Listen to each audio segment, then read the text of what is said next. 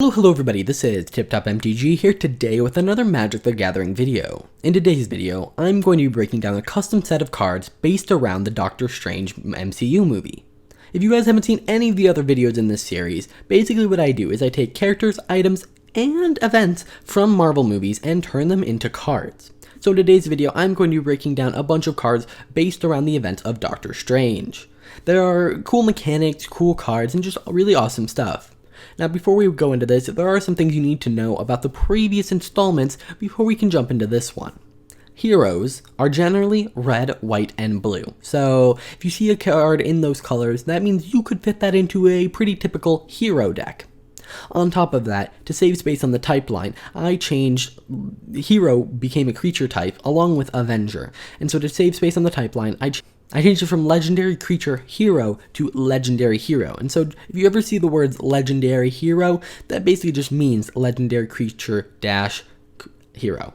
The same is true of Villain. Legendary Villain means Legendary Creature dash Villain. And villains are typically black, red, and blue.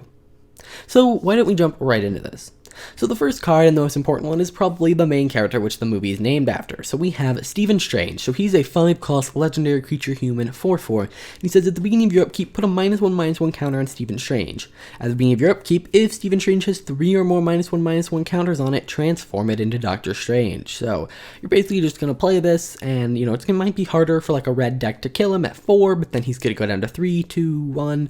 And if your opponent can't kill him in that time, he is going to be transformed into Doctor Strange. Now, this is supposed to represent how he becomes injured and he becomes obsessed until he eventually basically loses everything, and then he finally becomes Doctor Strange. And he says whenever Doctor Strange attacks, it gains flying until end of turn.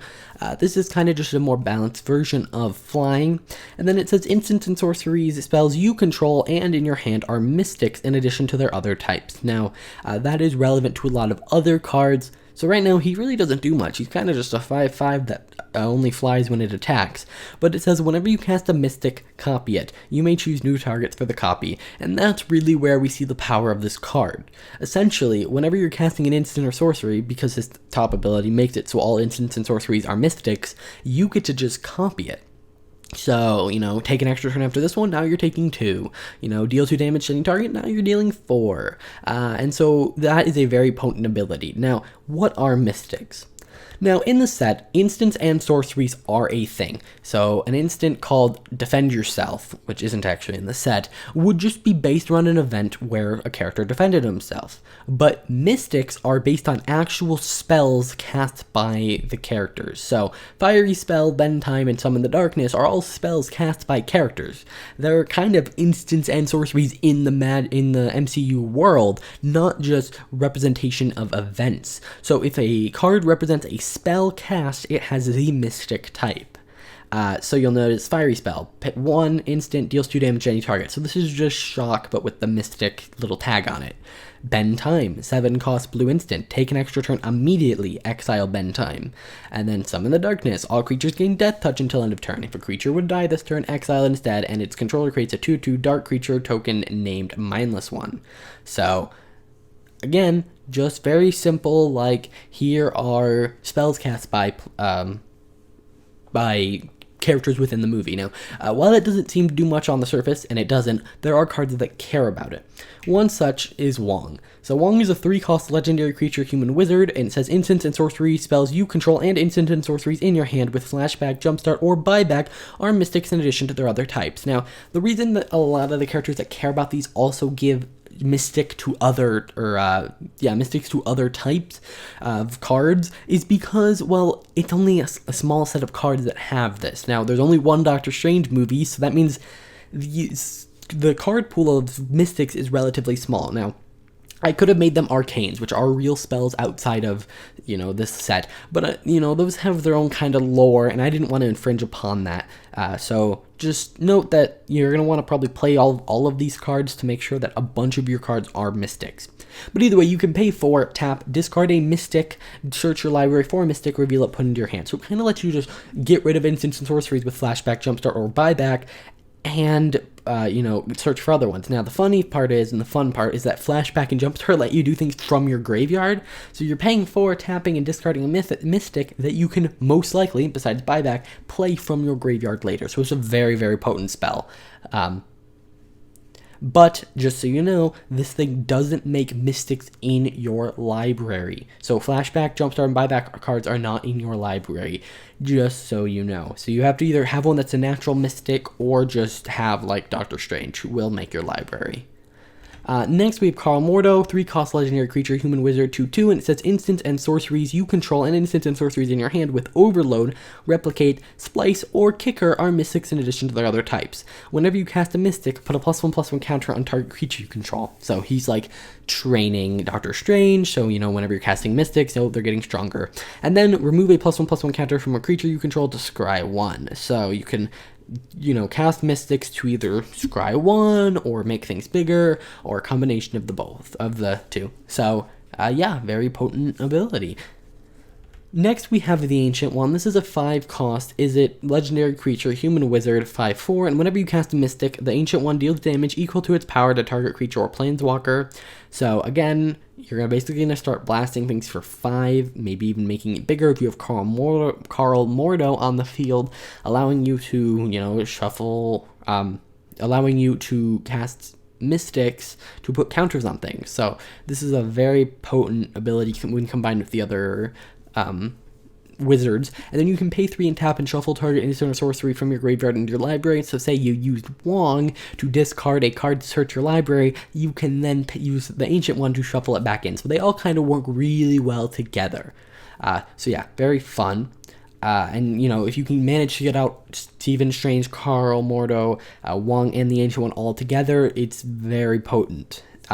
So you might want to do that. Next, we have Kycilia. Now, this is Kycilia. This is the bad guy of the story. So, he is blue, blue, black, black, red, red. Legendary villain, human wizard, star 5. Whenever a black creature with power 5 or greater, or a villain enters the battlefield, you may destroy target non-artifact creature. That ability on its own is a very potent one, and makes him instantly a contender for a commander deck based around villains. As long as you control 6 or more darks, Kycilia has indestructible and hexproof. Darks, while it doesn't sound like an actual creature type, it's not really, but it was introduced back in Thor the Dark World for Dark Elves, and while I know that those are 2 separate creature types, I'm kind of acknowledging it here that yes, Dark is a creature type and Elf is a creature type, and so there are creatures that are just Darks. And then Kycilia's power is equal to the number of mystics in your graveyard. So that middle thing may seem a little random, but there are cards within the set that make darks, and so you kind of want to run them with him. Indestructible and hexproof is insane, so that's why you can't actually make darks with Kycilia. Next, we have Dormammu. This is a 6-cost legendary villain, a dark demon, so you can just play him and he'll count as one of the darks, with flying and trample, and he says when it enters the battlefield, target player sacrifices a creature.